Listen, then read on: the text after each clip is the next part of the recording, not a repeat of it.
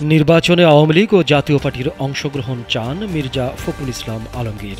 শাপলা প্রতীক পাচ্ছে না এনসিপি, বলেছে নির্বাচন কমিশন সচিব। বিএনপির মনোনয়ন তালিকা নিয়ে বিভ্রান্তি ছড়ানো হচ্ছে, বলেছেন রুহুল কবির রিজভী। বিশ্বকে বদলাতে তরুণদের 30 ক্লাব গড়ে তোলার আহ্বান প্রধান উপদেষ্টার। নির্বাচন উপলক্ষে পুলিশের জন্য 40,000 বডি ক্যামেরা কেনা হচ্ছে, বলেছেন অর্থ উপদেষ্টা।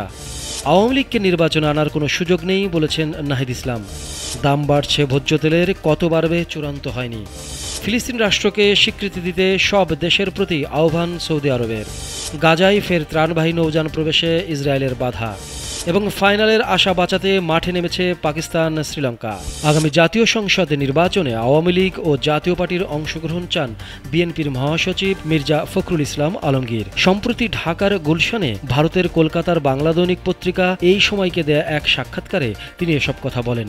সাক্ষাৎকারটি গতকাল সোমবার 22 সেপ্টেম্বর প্রকাশিত হয়েছে। জাতীয় নাগরিক পার্টি এনসিপি নতুন রাজনৈতিক দল হিসেবে নিবন্ধন পেলেও শাপলা প্রতীক বরাদ্দ পাচ্ছে না বলে উল্লেখ করেছেন নির্বাচন কমিশনের সিনিয়র সচিব আক্তার আহমেদ। তিনি সুনির্দিষ্টভাবে উল্লেখ করেন, ইসিতে প্রতীকের যে তালিকা রয়েছে সে তালিকায় শাপলা প্রতীক নেই। আসন্ন জাতীয় সংসদ নির্বাচন সামনে রেখে বিএনপির মনোনয়ন তালিকা নিয়ে যে অপপ্রচার চলছে তা গভীর ষড়যন্ত্রের অংশ বলে মন্তব্য করেছেন বিএনপির সিনিয়র যুগ্ম মহাসচিব অ্যাডভোকেট রুহুল কবির রিজভী। মঙ্গলবার নয়াপল্টনে দলের কেন্দ্রীয় কার্যালয়ে আয়োজিত এক সংবাদ সম্মেলনে তিনি এই অভিযোগ করেন। অন্তর্বর্তীকালীন সরকারের প্রধান উপদেষ্টা অধ্যাপক মোহাম্মদ ইউনূস বিশ্বকে বদলে দিতে তরুণদের 30 ক্লাব গড়ে তোলার আহ্বান জানিয়েছেন। আজ নিউ ইয়র্কে জাতিসংঘ সদর দপ্তরে social business, youth and technology শীর্ষক জাতিসংঘের উচ্চ পর্যায়ের এক সাইডলাইন বৈঠকে মূল প্রবন্ধ উপস্থাপনকালে তিনি এই আহ্বান জানান।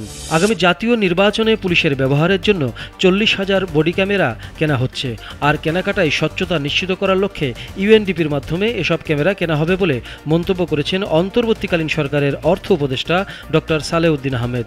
মঙ্গলবার 23 সেপ্টেম্বর ক্রয় সংক্রান্ত উপদেষ্টা পরিষদের বৈঠক শেষে সচিবালয়ের ব্রিফিংয়ে তিনি একথা বলেন। জাতীয় নাগরিক পার্টির আহ্বায়ক নাহিদ ইসলাম বলেছেন, আওয়ামী লীগকে নির্বাচনে আনার কোনো সুযোগ নেই। মঙ্গলবার 23 সেপ্টেম্বর বিকেলে দলটির অস্থায়ী কার্যালয়ে এক সংবাদ সম্মেলনে তিনি একথা বলেন। নিউ ইয়র্কে দলের সদস্য সচিব আক্তার হোসেনের উপর হামলার প্রতিবাদে জরুরি এ সংবাদ সম্মেলনের আয়োজন করা হয়। ব্যবসায়ীদের প্রস্তাবের পরিপ্রেক্ষিতে সয়াবিন ও পাম তেলের দাম বাড়ানোর সিদ্ধান্ত নিয়েছে সরকার, তবে কত বাড়ানো হবে সেই বিষয়ে সিদ্ধান্ত নেওয়া হয়নি। সোমবার 22 সেপ্টেম্বর সচিবালয়ের বাণিজ্য উপদেষ্টা শেখ বশিরউদ্দিনের সভাপতিত্বে অনুষ্ঠিত ব্যবসায়ীদের বৈঠকে এই সিদ্ধান্ত নেওয়া হয়। বৈঠক শেষে কোনো মন্তব্য করেননি বাণিজ্য উপদেষ্টা। সৌদি আরবের পররাষ্ট্রমন্ত্রী প্রিন্স ফয়সাল বিন ফারহান ফিলিস্তিন রাষ্ট্রকে স্বীকৃতি দিতে সোমবার সব দেশের প্রতি আহ্বান জানিয়েছেন। আজ মঙ্গলবার এএফপির প্রতিবেদনে এ তথ্য জানানো হয়েছে। জাতিসংঘের এক সম্মেলনে তিনি বলেন, আমরা সব দেশকে আহ্বান জানাই তারা যেন একই ধরনের ঐতিহাসিক উদ্যোগ নেয়, যা দুই রাষ্ট্র সমাধান বাস্তবায়নের প্রচেষ্টাকে সমর্থন জানাতে বড় ভূমিকা রাখবে। আবারও ফিলিস্তিনের গাজা উপত্যকার পথে যাওয়া ত্রাণবাহী নৌযানের বহরকে প্রবেশ করতে দেওয়া হবে না বলে ঘোষণা দিয়েছে দখলদার ইসরায়েল। তেল আবিবের দাবি, এই বহরটি হামাস নিয়ন্ত্রিত এবং সংগঠনটিকে সহায়তা প্রদানের উদ্দেশ্যেই এটি পাঠানো হয়েছে। খবর বিবিসির। এশিয়া কাপের ফাইনালে খেলার আশা বাঁচিয়ে রাখার লক্ষ্য নিয়ে মুখোমুখি হয়েছে পাকিস্তান শ্রীলঙ্কা।